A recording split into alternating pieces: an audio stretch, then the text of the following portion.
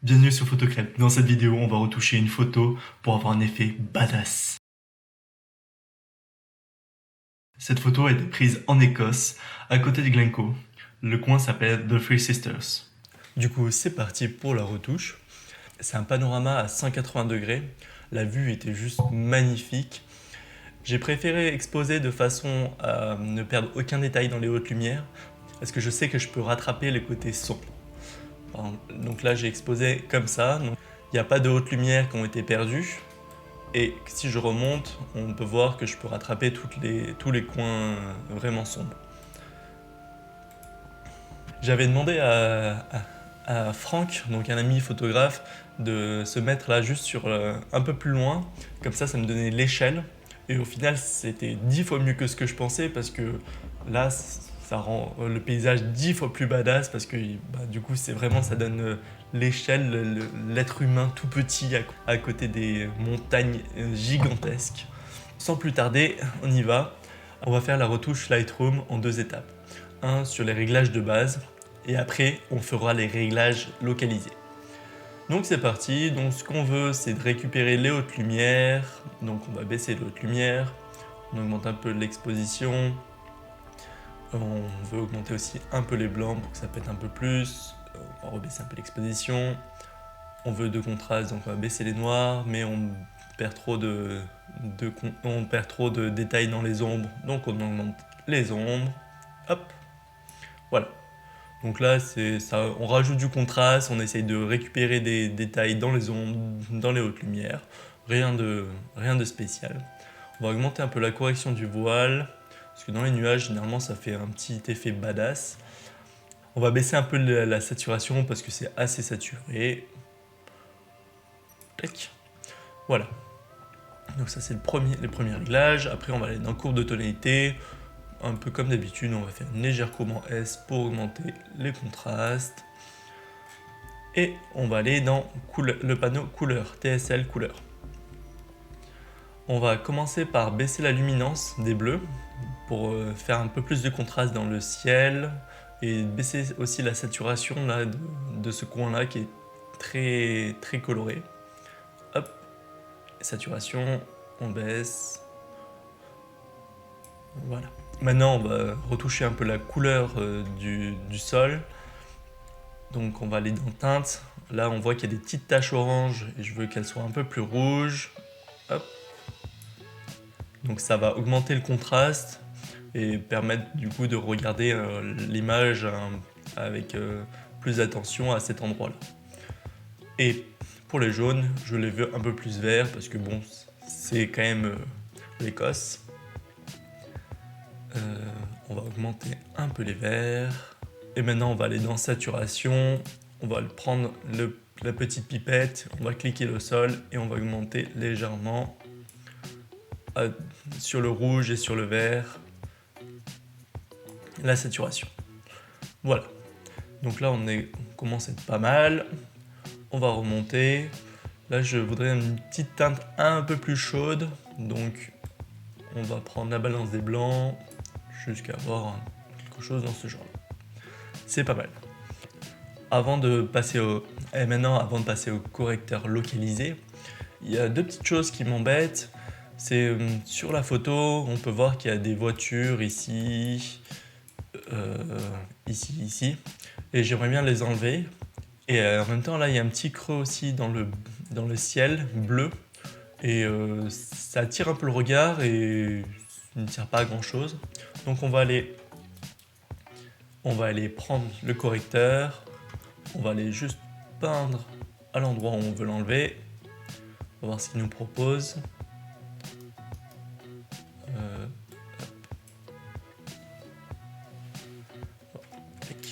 Fait entrer. Là, ça se voit un petit peu. Donc, on va augmenter le contour progressif et peut-être prendre un autre endroit. Voilà. Donc là, c'est plus propre. J'enlèverai les voitures sur Photoshop parce que ça va pas nous rendre quelque chose de correct avec le correcteur. Là, on arrive aux limites de ce que Lightroom peut proposer. Maintenant, on va aller dans masquage pour passer au réglage localisé. Donc, qu'est-ce qu'on a dans le réglage localisé? On a différentes choses. On a le pinceau. Donc, pinceau, c'est juste une broche et on va peindre là où on veut appliquer un effet. Donc, après, on peut choisir l'effet qu'on veut. Par dégradé linéaire, donc c'est juste une ligne qui va s'appliquer à un endroit. Donc, après, on peut l'orienter comme on veut, en haut, en bas. Et plus on va étirer, plus l'effet sera doux. Plus de la transition sera douce. Après, on a un dégradé radial. Donc l'effet s'applique soit à l'intérieur, soit en appuyant sur inversé à l'extérieur. Et on peut régler si le contour est progressif ou très brutal. On va continuer. Alors, et après, qu'est-ce qu'on a? On a la gamme. Gamme de couleurs et gamme de luminance. Gamme de couleurs, comme son nom l'indique, c'est juste une couleur. Donc en sélectionnant juste une couleur, on va avoir un masquage juste sur la couleur. Par exemple, si on applique que le vert, tac. Le masque s'appliquera par exemple juste au niveau du vert et après on peut augmenter la plage de couleurs. Et après, on a gamme de luminance. Donc là, la luminance, c'est une gamme d'exposition. Donc par exemple, une zone sombre, on va juste sélectionner ce qui est sombre. Et à l'inverse, une zone claire, on va juste sélectionner ce qui est clair. Par exemple, ça peut être très utile si on veut juste sélectionner le ciel, parce qu'il est plus clair que tout le reste de la photo. Et après, on peut modifier un peu la plage, ce qui est pratique. Et après, la petite chose qui est sympa à faire, c'est de cliquer sur les 3 petits points et on peut faire intersection du masque avec, par exemple, un pinceau. Donc on peut sélectionner juste une certaine plage de couleur ou de luminance et après on veut dire, bah non, moi je veux juste à cet endroit-là que l'effet s'applique. Donc il va s'appliquer juste sur là où j'ai peint, plus les hautes lumières, parce que là c'est la gamme de luminance. Donc on reviendra sur ça après, parce que j'en aurai besoin pour retoucher. Qu'est-ce qu'on veut faire dans cette photo? Moi ce que je veux, c'est d'assombrir un peu, de rendre un rendu bien badass, bien dramatique. Donc il faut assombrir tout le ciel et mettre peut-être de la lumière au niveau du centre. On va prendre un pinceau, on va baisser l'exposition, on va baisser les contrastes et on va baisser légèrement la saturation. Et on va venir peindre par ici.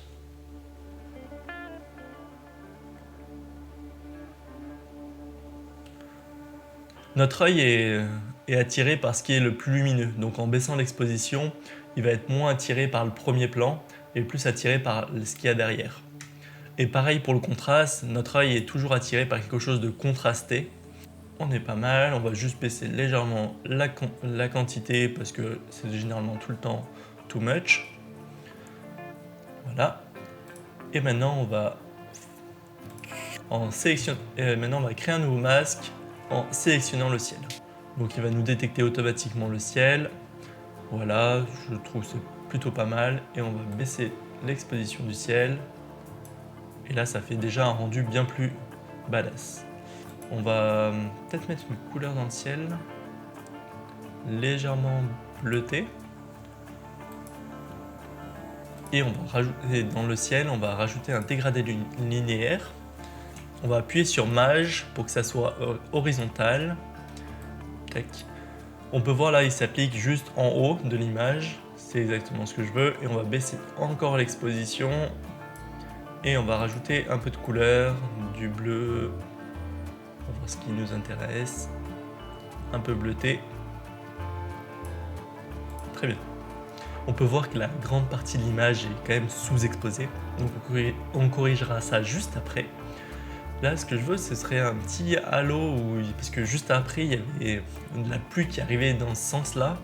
Et ça faisait vraiment un rideau de pluie. Je voudrais recréer un peu cet effet. Donc on va prendre un filtre radial.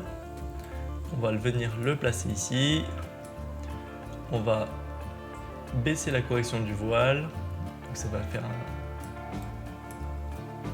faire un petit effet brumeux. on va augmenter l'exposition.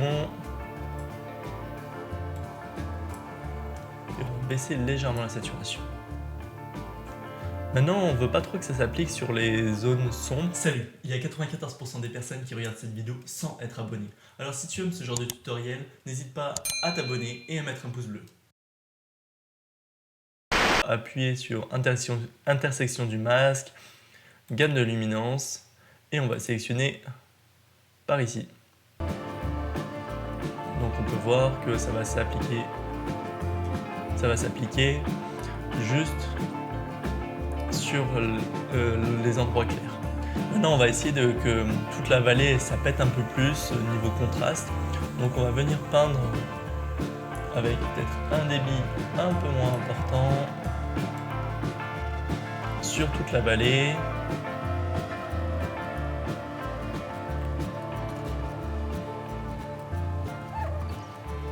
On va voir ce que ça fait en augmentant juste un peu l'exposition. On va voir ce que ça fait en augmentant l'exposition. On va augmenter légèrement les plans.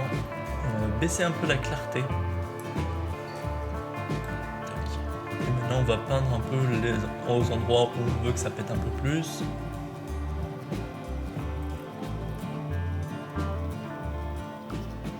Là, je vais tester pour voir si c'est intéressant de faire une intersection de masse sur une gamme de couleurs, de luminance. Le test n'est pas très concluant, donc je vais enlever le masque de gamme de luminance. Hop.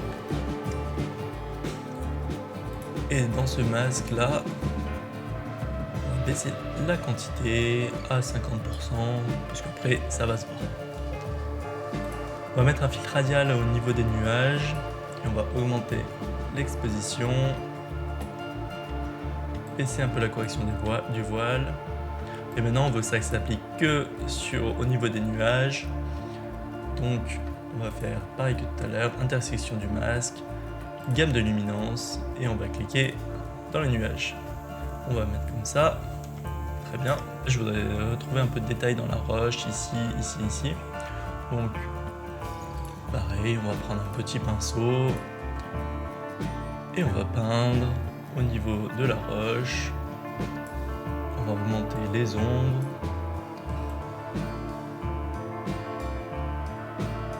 Comme ça, on retrouve un peu de détails, un peu de texture, ça peut être sympa dans l'image. De même par là-bas.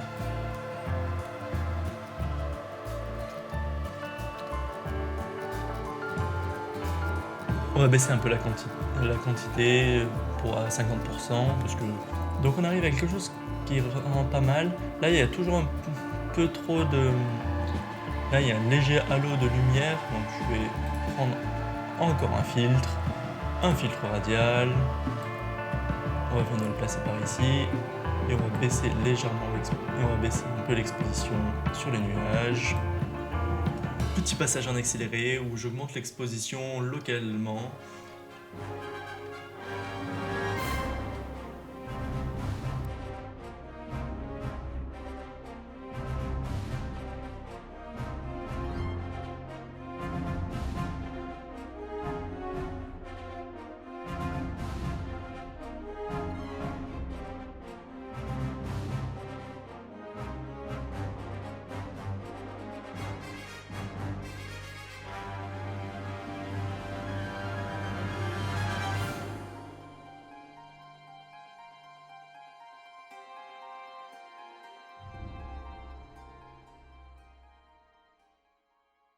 Quand on fait des retouches comme ça assez drastiques, ce qui est bien, c'est de faire une petite pause au milieu de la photo ou avant de la finir.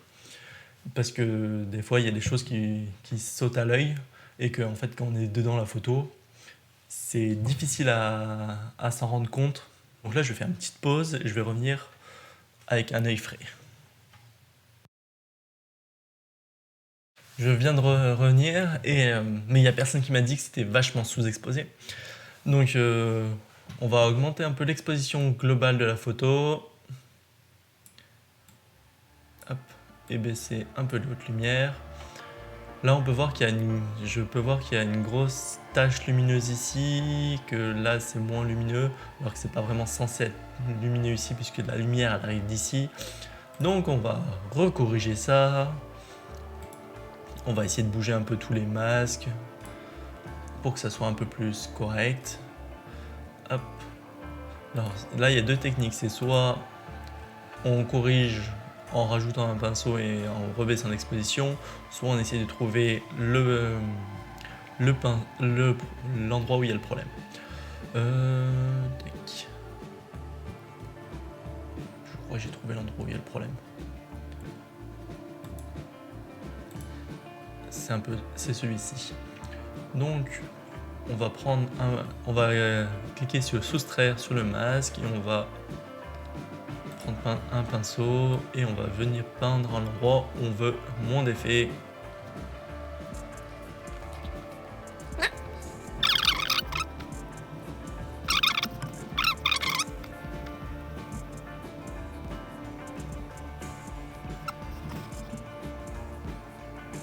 Donc maintenant il y a quelque chose qui me gêne avec ce pic là, qui est bizarre. Donc la zone sombre qui est au-dessus là, elle me gêne un peu. Bon, ça veut pas se mettre à jour. Allez, mets-toi à jour.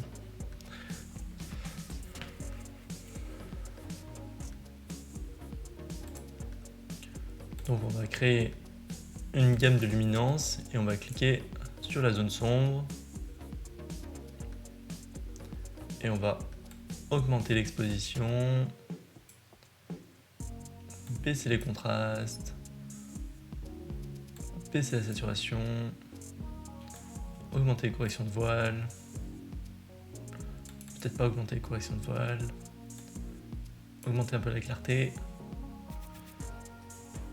Et maintenant on va faire un masque dessus, un pinceau dessus pour s'appliquer juste au niveau de la montagne.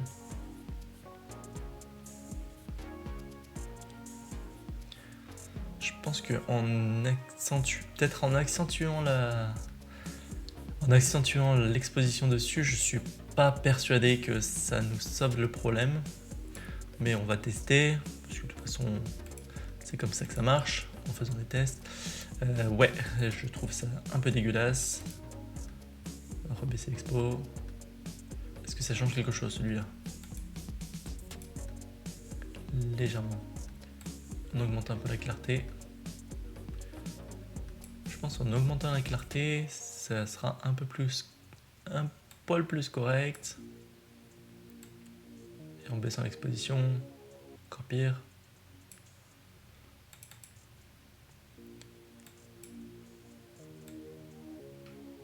Donc là, je fais vraiment de la recherche pour savoir ce qui serait plus intéressant. Avant, après, je trouve que c'est un peu mieux. On va baisser un peu la valeur de tout le masque. Et voilà.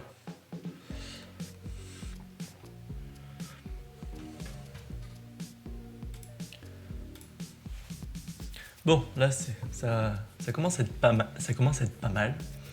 Et je vais faire un petit passage sur Photoshop pour enlever les petits détails et faire de la finition. Bon, bien sûr, l'enregistrement a sauté, donc là, premièrement, j'ai enlevé toutes les voitures sur la route. Après, j'ai mis un niveau où j'ai augmenté un peu les contrastes. Donc là, on peut voir que ça augmente les contrastes. Donc de pas grand chose. Et après, j'ai mis une courbe où j'ai appliqué une image. Donc on peut y aller là, appliquer une image. Donc ça veut dire que l'effet s'applique juste aux zones les plus claires. Et après, j'ai juste baissé l'opacité du masque pour que ça s'applique, pour pas que ça soit trop violent. Pareil pour ça, on fait CTRL-G et après j'ai les regroupés en masse, donc là on peut voir une petite différence qui est pas mal.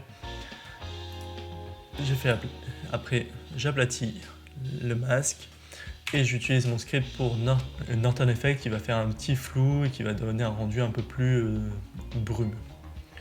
Donc ça se voit très légèrement, mais c'est ce qu'on recherche. On fait aplatir et on est tout bon.